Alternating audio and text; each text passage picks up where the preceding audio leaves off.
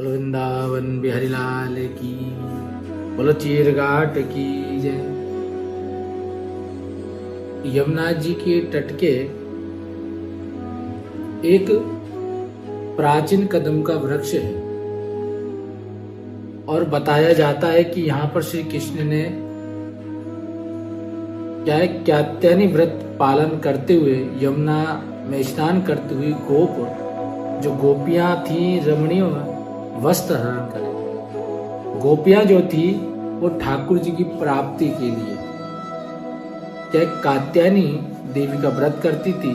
तो कहते हैं कि ब्रजवासी और ब्रज कुमारी प्रतिदिन ब्रह्म मुहूर्त में ब्रह्म मुहूर्त में उठकर यमुना में स्नान करती और तट पर बालू से कात्यायनी देवी की जो योग माया है, कात्यायनी देवी भगवान की योग माया है। भगवान प्रदान करने में समर्थ नहीं है पर भगवान की प्रिय है, भगवान से जुड़ी हुई है, इसलिए वो योग माया है कात्यायनी देवी की मूर्ति बनाकर उन्हें आराधना करती है और वहां पर मंत्र गाती है स्नान के समय और पूजा के समय। कात्यायनी महामाय महायोगिनम दीश्वरयो नंद गोपसुतम देवी प्रतितम मे कुरुते नमः। इस तरह प्रार्थना करती हैं और व्रत के अंत में कृष्ण ने स्वयं महाप्रधार कर वस्त्र हरण के बहाने मनोविलिष्ट वर प्रदान किया। देखो यहाँ पर एक प्रसंग आता, ठाकुर जी ने वस्त्र हरण करके लीला की वो करा। तो यहाँ पर कहते हैं कि देखो जब हम स्नान करते हैं तो नग्न स्नान कभी नहीं करना चाहिए, भले पुरुष हो या स्त्री हो।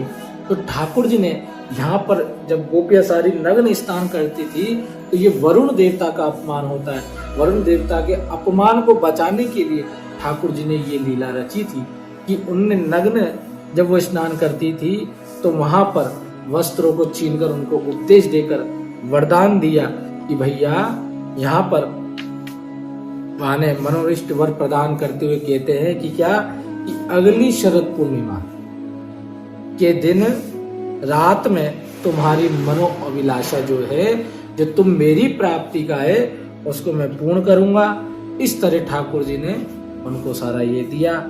और एक जगह ये भी है कि ये तो हो गया यमुना जी के तट पर एक शेरगढ़ है ब्रज में ही, और उसके पास एक और चीरघाट है तथा कदम का वृक्ष वहां भी प्रसिद्ध है। जो मेन वो है वो वहीं पर है और कल्प वेद के अनुसार दोनों स्थान चीरघाट हो सकते हैं, इनमें कोई संदेह नहीं।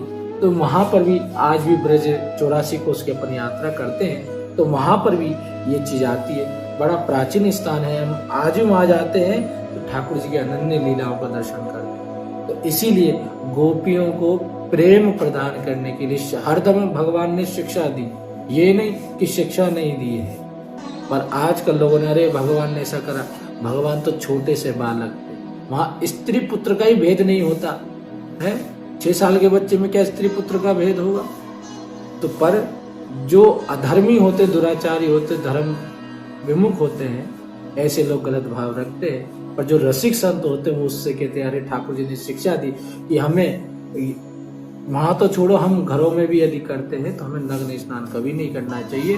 ये ठाकुर जी ने प्रेरणा दी, इस तरह अपन को करना चाहिए। इसीलिए ठाकुर जी जितना हो ना रमणीय स्थानों पर हमें विचरण करना चाहिए, उद्देश्य भक्ति का लेके चलना चाहिए, ना कि भोगरति का। इसीलिए जितना उतना भगवान का दर्शन और आनंद लेना चाहिए जिससे अपने मन में भक्ति जाए।